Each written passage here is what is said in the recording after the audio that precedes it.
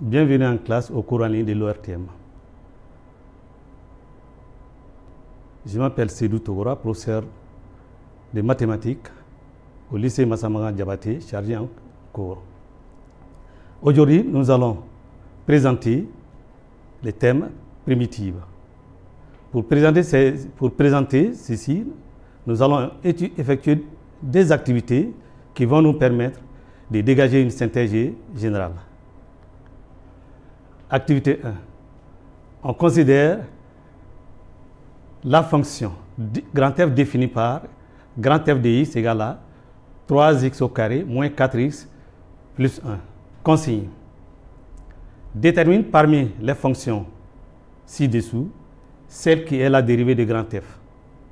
Petit a, g de x est égal à x facteur de x moins 1 le tout au carré. Petit b, f de x égale à 6x moins 4. Et petit c, h de x est égal à x au cube moins 2x au carré plus x moins 3. Réponse. Donc quand nous dérivons la fonction grand F, nous allons avoir grand F' de x qui serait égal à 6x moins 4, qui est égal à petit f de x. Conséquence, nous disons alors que grand F est une primitive de petit f. Synthèse. Grand F' de x égale à f de x qui est égal à 6x moins 4. Donc, la fonction qui a x son associé,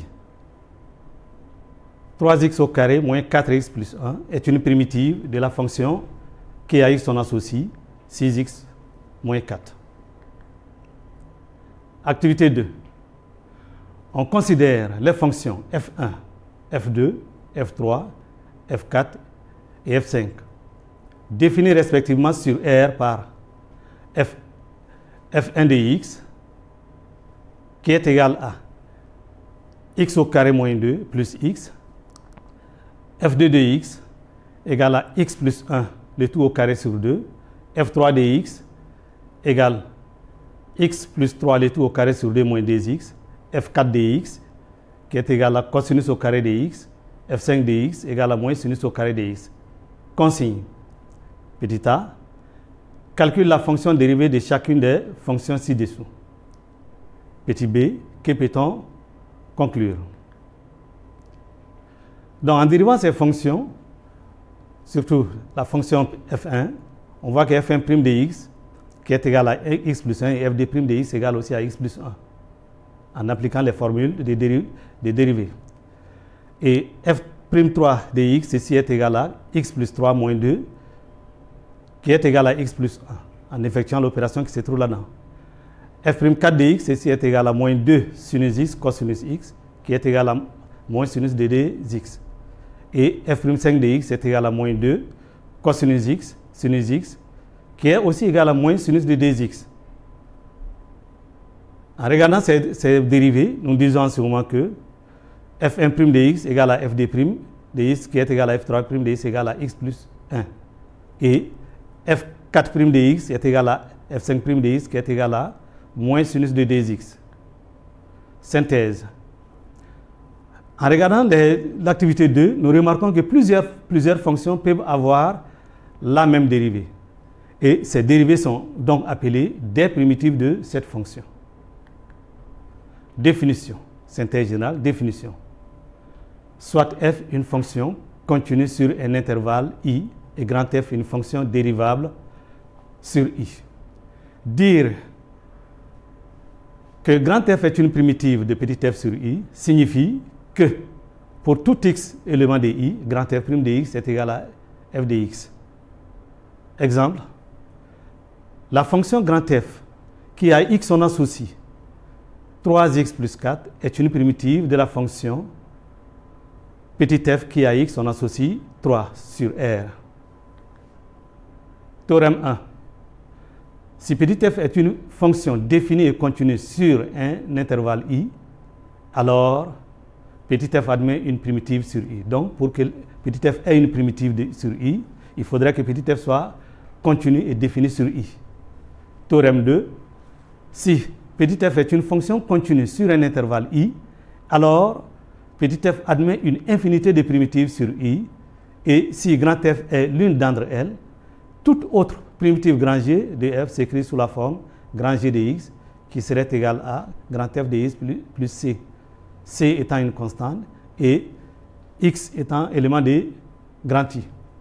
Donc, ce théorème atteste la deuxième activité, parce que nous avons donné au moins trois fonctions qui ont la même dérivée et deux fonctions qui ont la même dérivée.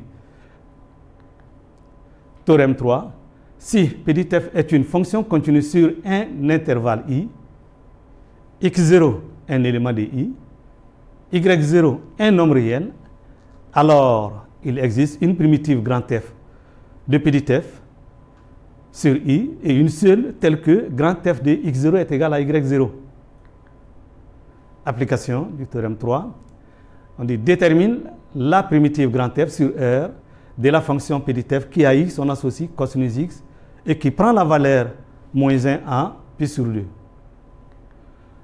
Donc, en cherchant les primitives de cette fonction, c'est-à-dire qu'on aura grand f de x serait égal à sinus x plus c, avec c éléments de R. Donc, c'est l'image de pi sur 2 par grand f va nous permettre de déterminer la valeur de c. Donc, sur c, nous avons grand f de pi sur 2 qui est égal à moins 1. Ceci équivaut à dire que sinus de pi sur 2 plus c est égal à moins 1. Ceci équivaut à dire que 1 plus c est égal à moins 1. Donc, c serait égal à moins 2. Donc, la primitive cherchée serait grand f de x serait égal à sinus de x moins 2. Calcul des primitives. Voilà un tableau récapitulatif des primitives usuelles, c'est-à-dire des fonctions usuelles plutôt. Donc, la première colonne, ça indique les fonctions. Et la deuxième colonne, ça c'est les primitives de ces fonctions correspondantes. Et la troisième colonne, ça c'est l'ensemble sur lequel ces primitives sont définies. Donc, si nous avons la fonction petit f qui a x, on associe a, ceci va nous donner comme primitive la fonction grand f qui a x, on associe ax plus c. Et ça c'est sur R. Si on a la fonction petit f qui a x, on associe x à la puissance n avec n éléments de grand n étoile, alors grand f serait la fonction qui a x, on associe x à la puissance n plus 1 sur n plus 1 plus c. C étant un nombre réel et ceci étant défini sur R, bien sûr la fonction grand f. Donc si petit f est la fonction qui a x, on associe 1 sur x à la puissance n avec n éléments de grand n étoile moins le singleton 1, alors la fonction grand f serait la fonction qui a x, on associe moins 1 sur n moins 1 entre parenthèses, facteur de x à la puissance n moins 1 plus c. Ceci est défini sur l'intervalle ouvert moins l'infini 0 union 0 plus l'infini. Et si petit f est la fonction qui a x, on associe 1 sur racine carrée de x, alors grand f serait la fonction qui a x, on associe 2 racine de x plus c, c étant un nombre réel, et cette fonction elle est définie sur l'intervalle ouvert 0 plus l'infini. Et si petit f est la fonction qui a x, on associe x à la puissance r avec r élément de q étoile moins le singleton moins 1, alors grand f serait la fonction qui a x, on associe x à la puissance r plus 1 sur r plus 1 plus c, c étant un élément de r, et ceci serait défini sur l'intervalle fermé à 0 ouvert à plus l'infini si r est supérieur ou égal à 0 et ouvert à 0 plus l'infini si r est inférieur à 0. Et si petit f est la fonction qui a x, on associe sinus x, alors grand f serait la fonction qui a x, on associe moins cosinus x plus c avec c éléments de r et défini sur R. Et si petit f est la fonction qui a x, on associe cosinus x, grand f serait donc la fonction qui a x, on associe sinus x plus c avec c éléments de R et ceci est défini sur R. Et si petit f est toujours la fonction qui a x, on associe 1 plus tangente carré de x, qui est aussi égal à 1 sur cosinus au carré de x, alors grand f serait la fonction qui a x, on associe tangente x plus c, c étant un nombre réel. Et ceci est défini sur l'intervalle moins pi sur 2 plus k avec k éléments de z. Ensuite, si petit f est la fonction qui a x, on associe moins 1 moins cos tangente carré de x, qui est égal aussi à moins 1 sur sinus au carré de x, alors grand F serait la fonction qui a eu son associé, cotangent de x plus c, c étant un nombre réel, et la fonction grand F serait définie sur l'intervalle ouvert moins pi plus k, pi plus k, k élément de z. Application. On dit petit a, trouve les primitives de la fonction suivante. F qui a x son associé, 2x au cube, moins 5x au carré plus 3x moins 4. Petit b, trouve la primitive de la fonction petit f qui a eu son associé 1 sur x à la puissance 5 qui prend la valeur 2 en 1. Donc, en appliquant les propriétés qui se trouvent dans le premier tableau, donc nous aurons notre grand f de x serait égal à, en petit a serait égal à 1 demi de x à la puissance 4 moins 5 tiers de x au cube plus 3 demi de x au carré moins 4x plus c avec c élément de R. Et en petit b, nous allons d'abord chercher les primitives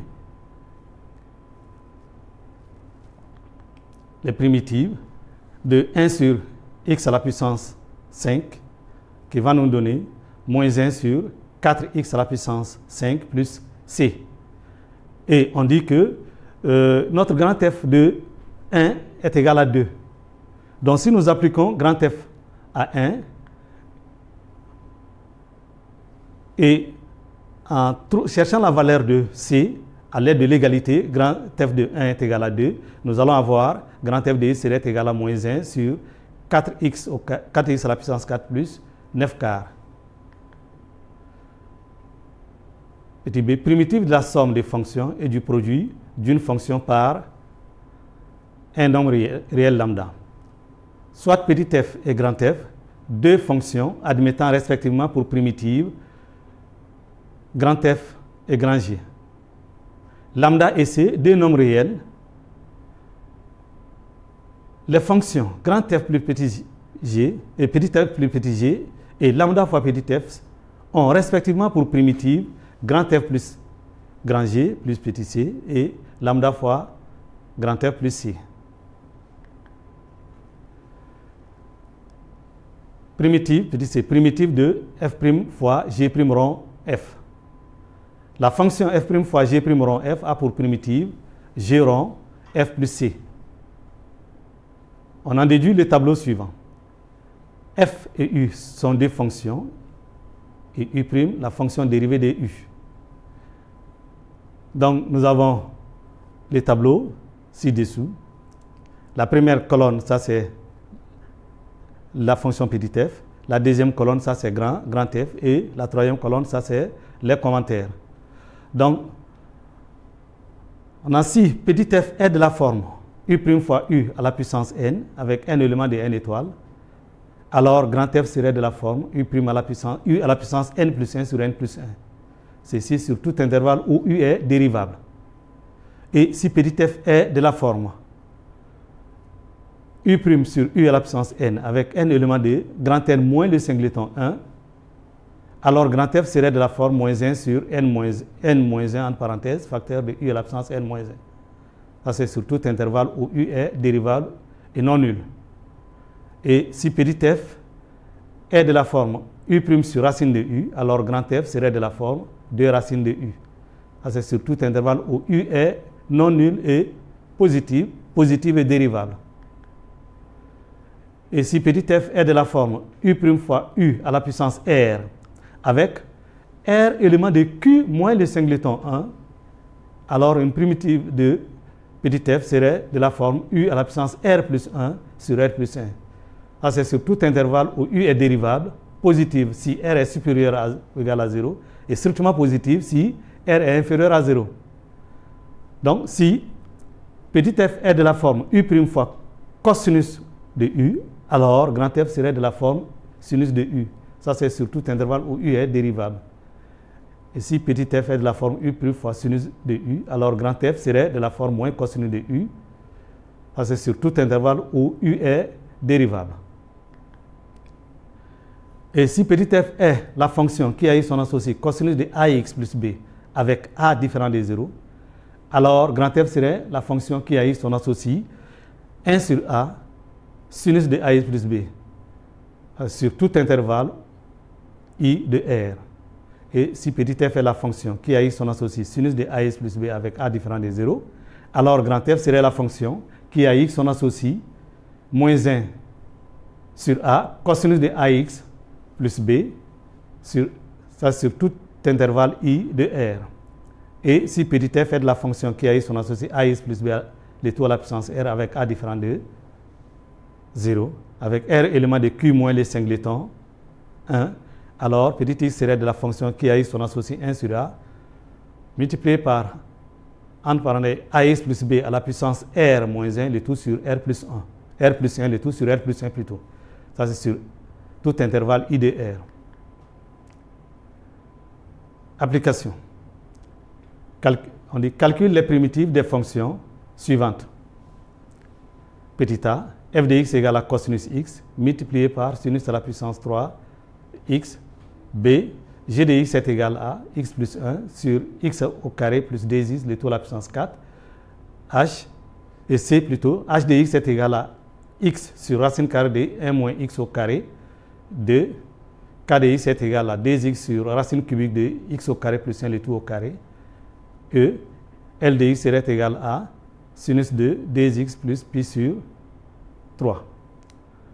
Donc, on serait invité à regarder les formules qui se trouvent dans les tableaux précédents pour au moins trouver les primitives de ces fonctions.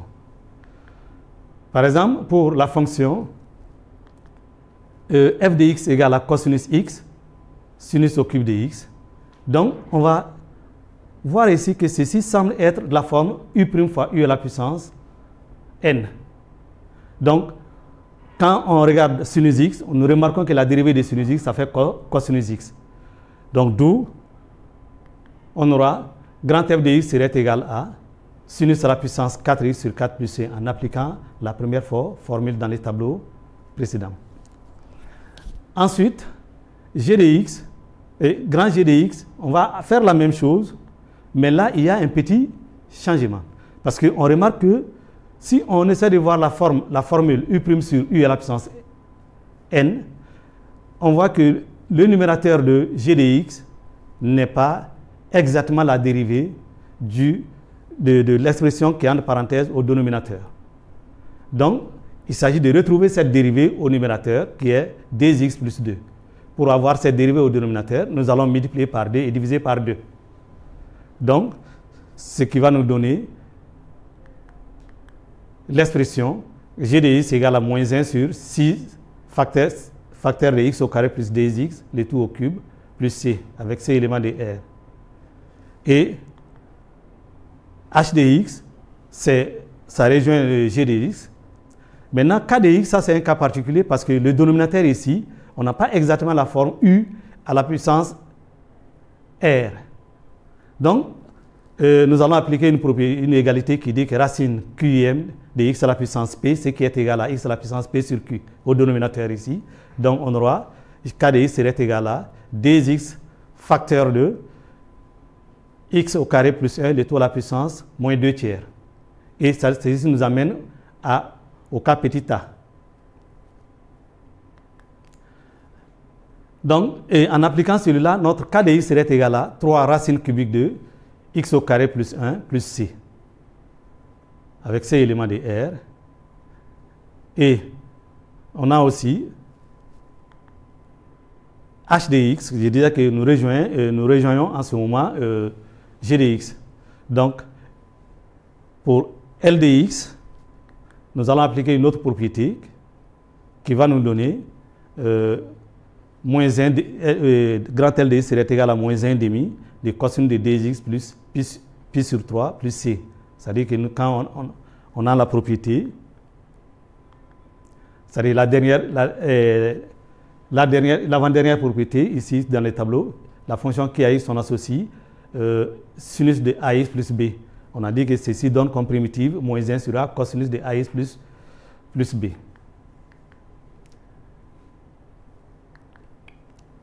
Ensuite, primitive des polynômes trigonométriques. On dit pour déterminer les primitives des fonctions trigonométriques du type x, on associe cosinus à la puissance nx, sinus à la puissance mx, avec mn éléments de grand N étoile, croix grand N, on peut utiliser l'un des procédés suivants. Si m et n sont de même parité, il s'agit de linéariser cosinus à la puissance nx, sinus à la puissance nx. Donc, c'est-à-dire si n et m sont les deux paires, ou bien n et m sont les deux impairs. Ensuite, si m et n sont de parités différentes, on dit d'utiliser la relation cosinus au carré de x plus sinus au carré de x égale à 1 et écrire cosinus à la puissance nx, sinus à la puissance mx sous la forme cosinus de x multiplié par PD sinus de x si n est impair, ou sinus de x multiplié par PD cosinus de x si m est impair, P désignant un polynôme. C'est-à-dire, si n est impair, donc on va prendre cosinus de x multiplié par cosinus à la puissance n-1. Donc n-1 serait pair en ce moment. Et nous allons transformer le cosinus à la puissance n-1 à l'aide de cosinus au carré de x plus sinus au carré de x qui est égal à 1. Là, nous aurons en ce moment cosinus au carré de x plus sinus au carré de x égale à 1 qui va nous donner cosinus au carré de x qui serait égal à 1 moins sinus au carré de x. Donc, puisque nous avons n qui est pair, donc on pourra transformer cette puissance en un produit de en un multiple de 2. Et dans les cas contraires, nous allons utiliser l'autre cas. C'est-à-dire on va transformer le sinus à la puissance n en sinus multiplié par sinus de x multiplié par sinus de x à la puissance m-1, qui serait un nombre pair aussi. Donc, calcul des primitives. Ça, c'est les évaluations. Donc, nous avons petit 1, soit la fonction f qui a x, on associe cosinus à la puissance 4x, sinus à la puissance 2x. Donc, on dit, après avoir linéarisé grand f de x, détermine une primitive sur R de la fonction petit f. Donc, ça applique le fait que les deux exposants soient de même parité. Donc, il s'agit maintenant de linéariser cosinus à la puissance 4x et sinus à la puissance multiplié par sinus à la puissance 4 pour aboutir au résultat final. Et ensuite, quand on linéarise ceci, ça nous amène maintenant à appliquer les propriétés pour avoir une primitive de cette fonction. Deuxièmement, on dit soit la fonction g qui a x, on associe 2 sinus à la puissance 5x multiplié par cosinus à la puissance 4x. Donc là maintenant, les 5 et 4 ne sont pas de même parité. Nous sommes obligés maintenant de transformer l'expression en écrivant g de x égale à 2 sinus x multiplié par sinus à la puissance 4x cosinus à la puissance 4x. Donc nous transformons le sinus à la puissance 4x en une expression en cosinus puissance, en une expression en cosinus de x. Donc, et après maintenant, en petit a, après avoir transformé cette expression en g de x, donc on en déduit maintenant une primitive de g. Ensuite, on dit d'évaluation 3, détermine les primitives sur i de chacune des fonctions suivantes. F qui a x, on associe 3x au carré moins 2x plus 2, i étant élément de R, g de x égale à ça, ainsi de suite. Et enfin, en évaluation 4, on donne une fonction f définie sur R moins la paire moins 2, 2 par f de x égale à 3x au carré plus 4 sur le tout sur x au carré moins 4, le tout à la puissance 3. Donc, en petit a, on dit de déterminer deux réels a et b, tels que pour tout x distinct de moins 2 et 2, f de x serait égal à a sur x moins 2 le tout au carré plus b sur x plus 3 le tout plus 2 le tout au cube. Donc, bien sûr, je reprends f de x égale à a sur x moins 2 le tout au cube plus b sur x plus 2 le tout au cube. Ensuite, on dit déduit l'ensemble des primitives sur l'intervalle ouvert moins 2 de la fonction petit f. Et 5, on dit dans chacun des cas suivants, détermine la primitive grand F de la fonction petit f sur l'intervalle k qui vérifie la condition indiquée. Petit a, f de x égale à, on a f de x égale à sinus x, cosinus x, k est égal à r, et grand f de pi sur d est égal à 1, petit b, f de x égale à d sinus dx, sinus de x au carré, k est égal à r, et grand f de 0 est égal à 2. Et 6 maintenant, nous avons c'est-à-dire des fonctions données dont on doit chercher les primitives. Et voilà la fin de